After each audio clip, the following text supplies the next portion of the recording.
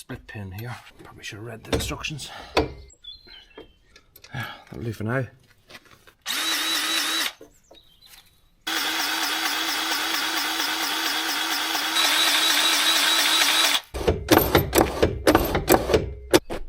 The sun is beaming, blue skies.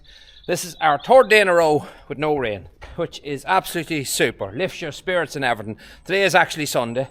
I know people give out to me when I work on a Sunday, but I kind of have to at the moment because we're so far behind on times. So we're about to start a job here I should have been at 3-4 weeks ago.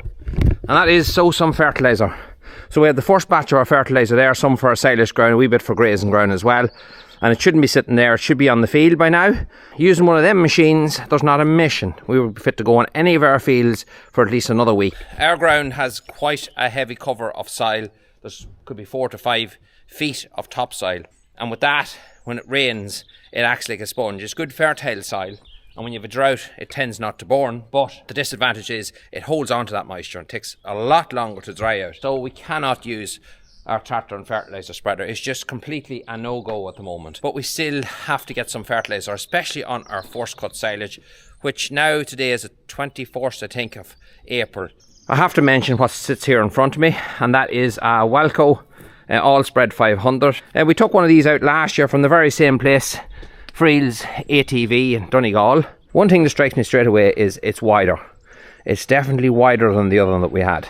To me that's good, considering the steep ground that we have. The wider the better. I thought initially by looking at it that it's a lighter frame than the other one. I'm been told by a few people that has these that I'll have no issue with the frame. It just looked a little bit lighter than the other one. So Glenn, the sheep shepherd, I talk to Glenn back and forth quite often. Good lad, him and his dad. And they have one exactly like this. So I asked him just purely about the settings, just to kind of get a rough idea when I'm starting out.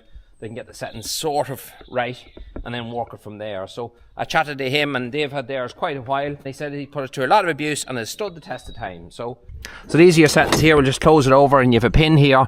So you have 1 to 9. You lift it up and drop it in whatever slot you want. So we're starting off in slot number 4, and we're going to aim for travelling at around about 12 to 15 kilometres an hour. So similarities as well to the other one. The frame is galvanised, so it's painted across to stop the galvanise itself from corroding, because galvanise can react badly to fertiliser and can corrode fairly quickly. Stainless steel spinner, different than the other one because the other one was flat. This one has a bowl. Don't know what the idea of that, but I presume it's going to throw the stuff up in the air more and probably spread a bit wider. I've never seen that on a fertiliser spreader before. It'd be interesting to see the way it fires out the fertiliser.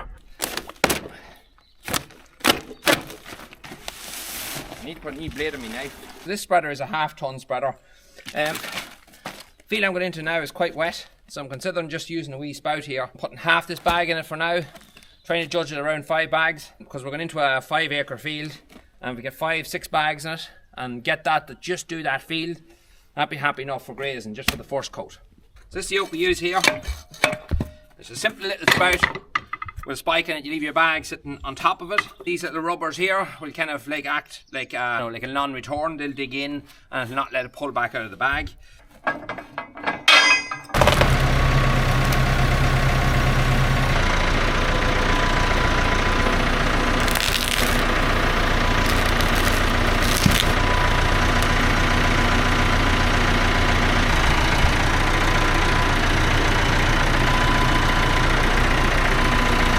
Apologise, I'm well off centre. I have to go to Specsavers to solve that one.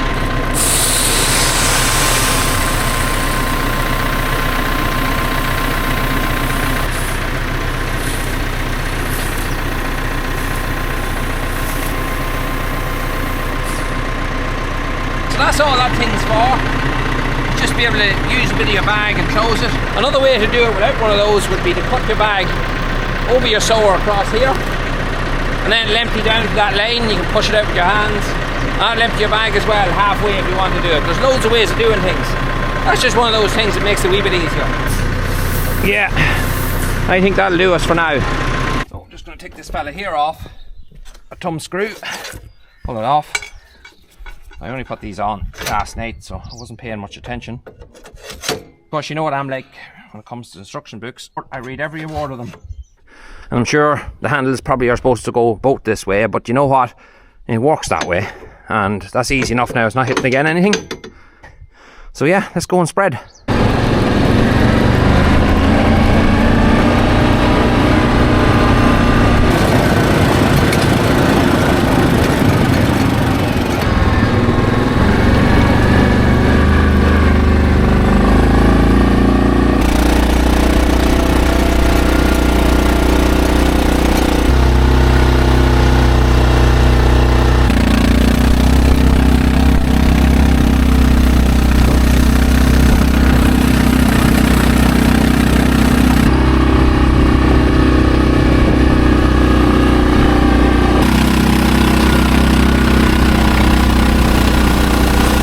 Alright, so I can officially say our silage ground is done. And even it is late, I'm over the moon to at least get fertiliser on it eventually. So it's a good job to get done, and I'm after putting quite a bit of fertiliser through this machine now. And I have my likes, plenty of them, and I have a few dislikes as well. So everybody has different experiences with machines.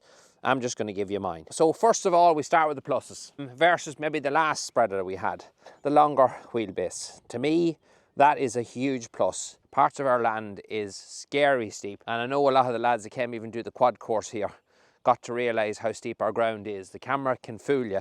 So a wide wheelbase to me, huge plus. So on the last one, the handles lifted up and down, and you might have remembered that I had a bit of a clearance issue. It was quite hard to open and close, and I said if I did buy it, I'd extend the handle.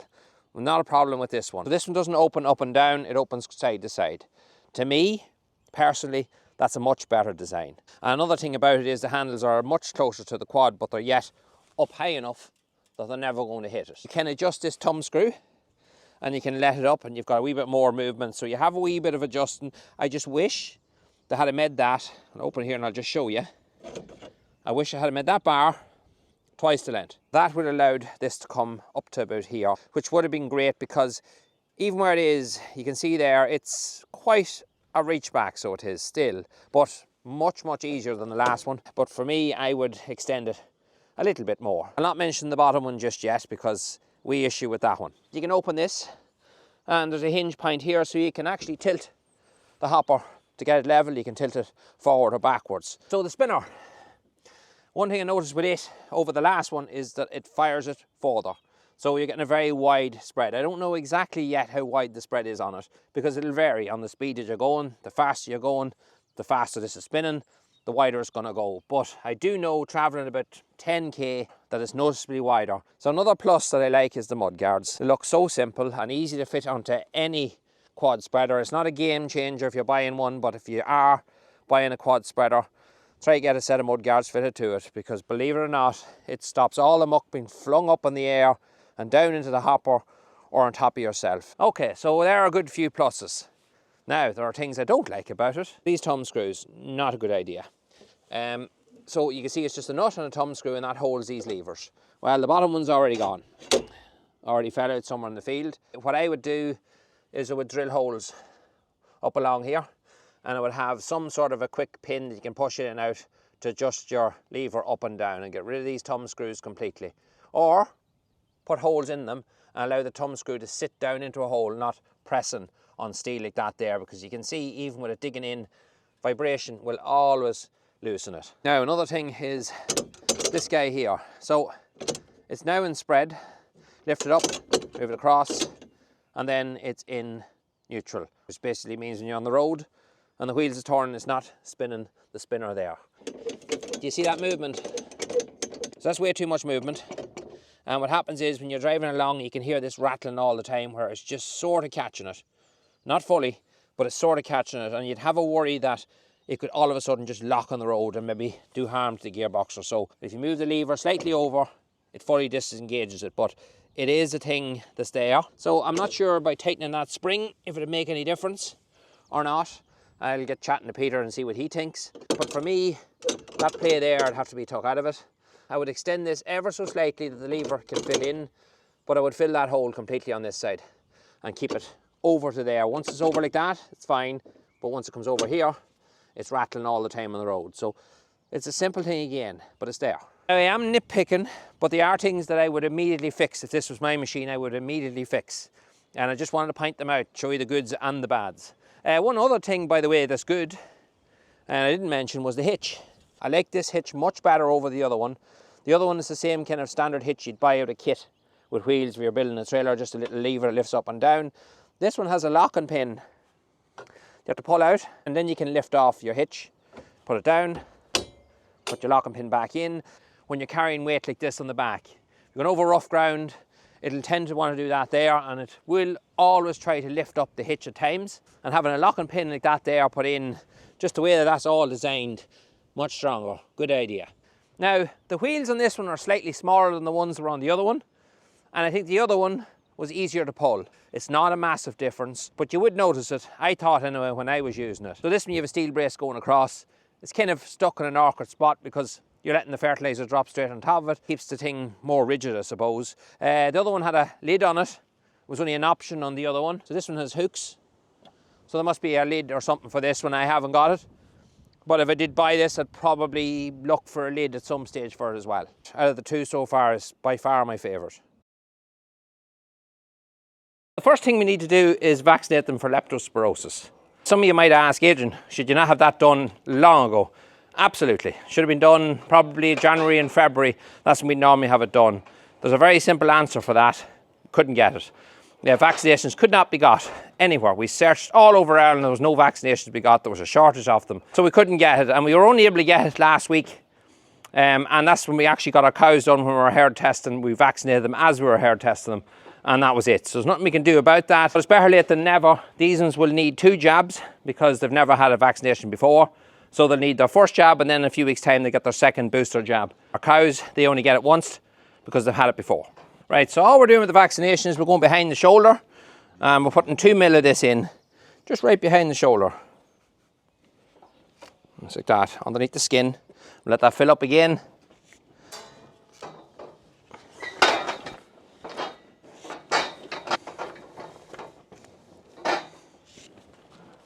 Good girl. Right, so that's our vaccinations done. Now, next thing we're going to do is something completely different. I'm not going to show brands here. I'm not promoting anything. I bought this off the shelf from my local co-op and I didn't care less what brand it was. I just asked for what I wanted and they give me whatever they had. But these are bubbles. And no, they're not for spirit level. These actually go here. So these little pads, they stick on there on the back of an animal. So for people in the non-farming background, if you run a bull with your animals, the bull will always be able to know when an animal is in heat. He can smell it and he can do the business. But when you're like us and you're using AI, artificial insemination, you have to be fit to spot the animal, the bull, and yourself. So you seen the video last week of our collars going on, and that's really what they were for. Weather, actually, I found can play a big part in that. Sometimes animals just, they go quiet for a long period of time, silent heats, and you'd never see them. With these heifers, I found heifers can be quite hard to see, some of them. I've often seen myself coming over here spending 20 minutes to 30 minutes, both morning and night, looking at animals, and you wouldn't see anything until you're just about to leave, and you'd see the smallest little movement, you'd know that animal was in heat. So these little things here are just a little plastic bubble that's filled with dye. So when an animal jumps up on the back of this one, when she's in heat, she'll stand, another animal will jump on her. On the carriage of that animal will rub again her back, and this will burst this bubble. And what happens is the dye will make its way into both sides here. There's a kind of a pocket on both sides, and you'll be fit to go over there and look. And if you see the dye has busted into both sides, then the chances are she's in heat. It's not always accurate. Nothing is 100% accurate, because you could get an animal that is a bull and she could jump on animals herself, and she could jump on 3 or 4 and bust loads of bubbles. There's no guarantee with that. But this is just an aid, and it's just to help me, and hopefully I can still physically see them. But this will just give me a little bit of extra, maybe just a little bit of extra help. So I said I'd try them the year. A lot of farmers do use them in my local area and say they're quite good. So we'll find out. There's a tack cloth that comes with it. And the idea is you rub animal's back to get rid of any loose hairs. You peel one of these guys off. You just stay there. You stick it on just here. On that. So there is one on, and you can see there's 2 arrows here. The 2 arrows must face the animal's head, so you know you're putting it on the right way around.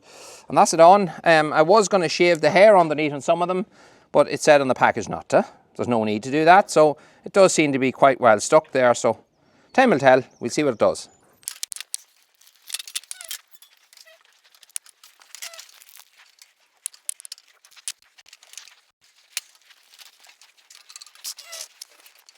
Now Ruby hasn't been in heat yet, which I'm disappointed. Unless I've missed her, and there's probably a good chance that I've missed her. So I'm hoping she'll come a bull now in the next week, because she's certainly big enough to be served, and she's old enough too. So, but anyway, we'll see how that goes. The collars will be going over here in the next year or two. I will be buying extra collars for our heifers. We don't need to put in an extra base. We can send the signal over here. It's in the line of sight, so we will be definitely putting collars on our heifers. But for now, I said I'd try this year. Normally I'd use tail paint, but with tail paint, you have to put it on constantly, and I don't want to be bringing my heifers into the chute all the time. Some of the paddocks are quite a distance away, so I don't want to be doing that unless I have to. So this, I thought, might be a better job. We have an issue again this year with angleberries. Angleberries are a pain in the backside, and they can completely destroy an animal's elder. We've often had to sell heifers because of it. Good, healthy heifers, they'd have to be sold because there's not a hope they could be milked. But last year we put sheep bands onto the heifers, put some iodine on as well every so often, and we got rid of every single angleberry that was on our heifers, which was great. It is a virus, and if the immune system can pick up that that virus is in the animal, it will attack it. With angleberries, sometimes it's well hidden and the immune system doesn't pick up on it. So some people do actually pull a few of the angleberries off to get the animal to bleed. It sounds bad, but when the animal bleeds slightly, the immune system kicks in, it recognises it, and that can help. Another thing I've seen vets doing is taking off an angleberry and stitching it just underneath the skin of the animal, in his neck or somewhere underneath the skin, and that will cause a reaction. And again, the immune system will recognise it, will attack it, and when it attacks it, it will attack the rest of them as well. Another thing you can do is take off a couple of the berries, send them into your vet. He will crunch them up and send them off to a lab, and you can get a vaccination med. We've done that twice with absolutely zero effect. It did not work for us, but it might work for others. I don't know, it just didn't work for us. I have with me here a hoist for lifting their leg. I also have a thing called a kicking bar here. Basically just goes in here, clicks in there, and slips over their shoulders like that. And it can help to stop an animal from kicking, because I am going to be rooting in at their quarters. I'm not be causing them any pain, but it's tickly. And when they're tickly, they will kick. Not a device I ever like using, only if it's a last resort. So I'm going to use the hoist, because the hoist will lift the back leg up, and that way she cannot kick, and at least I'll be able to see what I'm doing better. So it's not all the heifers, thankfully, and this one here is 100%, so she'll not need to be touched, so we can let her back into the shed.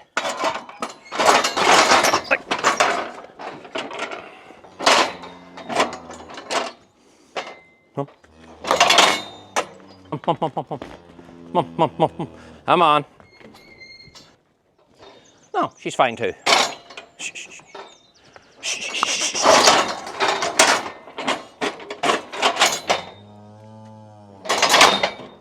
All right, so number 15, you are served already. You're actually hopefully in calf, but you can get a look here now. You can see what I'm talking about. I need to lift her leg to get a look and see how bad they actually are. Sometimes they look a lot worse than they are. So I'm going to get her leg up in the air. I've only used this hoist once before. I have it a few years. It's not a thing I die about. But for this job, could be handy.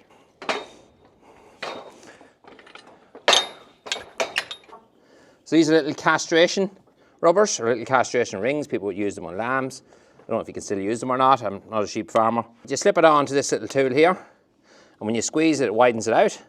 And you put that around the angleberry, let it close in, take it off, and that will keep tightening on the angleberry, and it will cut off the blood supply, and hopefully then it'll just die and fall off.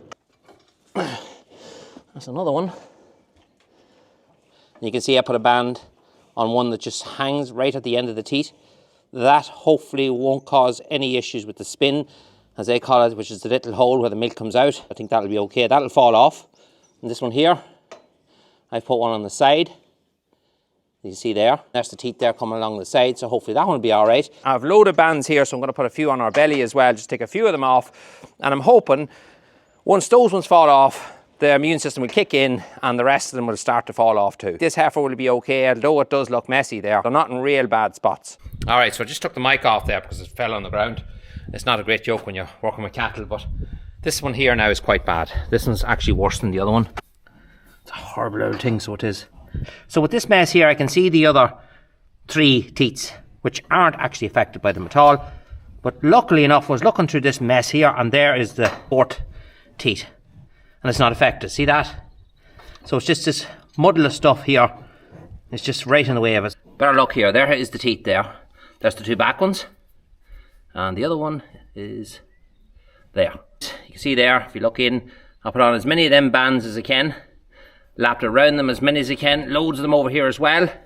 And they'll fall off. I've no doubt they will fall off. And as this animal gets older, any that's on our teats, if they do continue to grow, I'll be fit to get a band around them. Some are just too small at the minute. You can get no band around that. So we'll just have to keep an eye. It's a good thing to do this early because you have the whole summer then to keep an eye on it. I'm glad to see at least the end of the teats are fine. You have to be really careful you don't put the band on the wrong place and end up taking that bite off, and then you're really screwed. But them berries there, they're well tied off now. That's it. I'm going to let that heifer out. There's 4 in total that have them. She's the worst. I thought the other one was actually her, but I have a feeling she'd be alright. Right, so that's that job done. And definitely a worthy job to do. A bit of a pain in the backside, but now this is normally where we put our calves first. It's a great area to train calves, but there's too much grass here, like way too much grass here for calves. So we're going to stick our heifers on it, let them graze it out. Down here on this other paddock is where they'll be going. Again, it's turning lovely dark green now. Got fertiliser back the same time when we done our silage ground, and you can see it. It's coming on now. So grass is growing really well. So unfortunately, how the weeds. Going to have to tackle that next week. Here is where I'm going to put the heifers in this small wee area here first, because I know well when I put them out they're very excited, and they're going to show their excitement by probably running through a few fences, just like what the calves would do. They can't help their excitement. You can't blame them. But if I put them in here in the smaller area, but there's plenty of grass, that'll do them for a day or two, and that'll calm them down just till they relax, and then we can open that gate over there and let them down into the bigger paddocks where that's what they'll mainly be. Just plug this bye back in. Hopefully she'll start to blink. There she goes. I hear her ticking anyway. I don't know if she's blinking or not. That bulb does go on them. Yeah, she's ticking. Otherwise we'll stick this little tester on here and see what we're like. So this little air rod goes into the ground. Not too hard to push into the ground. It shows how wet it is. What are we getting? Oh, we're getting plenty. We're getting 10,000. That's good enough for me. Let's let them out.